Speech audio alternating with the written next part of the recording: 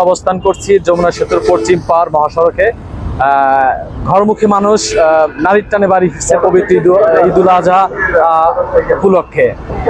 আপনাদেরকে যদি একটু দেখানোর চেষ্টা করি যে সকাল থেকেই থেমে থেমে বিভিন্ন জায়গায় আমরা যানজটের কথা শুনেছি, কিন্তু যমুনা সেতু পার হওয়ার পর থেকে কিছুটা যানজট কম।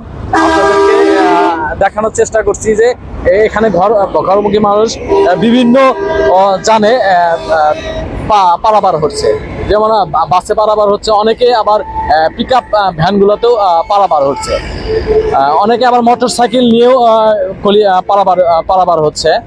আমরা সকাল থেকে লক্ষ্য করছি এই গোলচত্বর এলাকায় এখানকার যে দায়িত্বরত পুলিশ সদস্য কর্মকর্তারা আছেন, তারা বিভিন্নভাবেই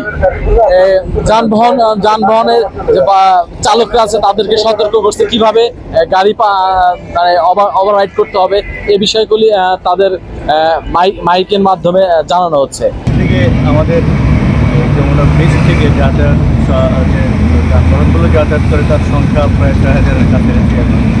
তো এই মুহূর্তটা বেশ আসলে আমাদেরকে খুব সতর্কতার সাথে সামাল দিতে হয়। সবচেয়ে বড় সমস্যা থাকে যখন বৃষ্টি হয়, তখন রাস্তায় পানি জমে যায় এবং অনেক সময় যাতায়াত স্লোত হয়ে যায়। তো সেই সব কিছু মাথায় রেখে আমাদের যারা পুলিশের রয়েছেন, জেলা পুলিশ, হাইওয়ে পুলিশ, অন্যান্য সবাই কিন্তু যে যার মতো করে কাজ করে যাচ্ছেন। আমাদের মূল উদ্দেশ্য হচ্ছে গাড়িগুলো যেখানে স্থবির হয়ে না থাকে, আমরা এপারের এই অংশটুকু চলমান রাখতে চাই এবং এই চলমান রাখতে গিয়ে আমাদের সকল সদস্য, সকল কর্মকর্তা সর্বোচ্চ চেষ্টা করে যাচ্ছেন। আপনারা দেখবেন যে মাঝে মধ্যে আমরা উপরে যখন আমরা খবর পাই যে ওপারে লেন বেড়ে গিয়েছে, ওপারে যানজট বেড়ে গিয়েছে, আমরা কিন্তু যমুনা সেতুকে পুরোপুরি ওপার থেকে এই দিকে ইনকামিংটা আমরা উন্মুক্ত করে দিই, যার ফলশ্রুতিতে অনেক মানুষ দ্রুততার সাথে আসতে পারে।